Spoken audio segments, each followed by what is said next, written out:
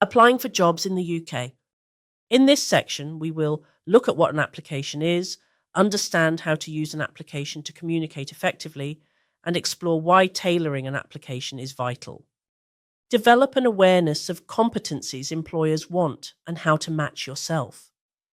Look at how research can aid you in making targeted applications. And understand what a CV is, who the audience is, and what they expect and need.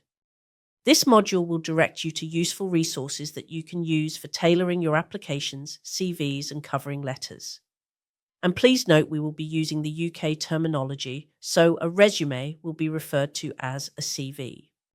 For advice on visas, please see the website for the Warwick Immigration and Compliance Team, the UK CISA website, and the website for the Immigration Law Practitioners Association, I.L.P.A. I.L.P.A maintains a list of its members who provide immigration advice. You can search by region to find an immigration advisor close to you in the UK, and can also search according to the type of immigration advice you require.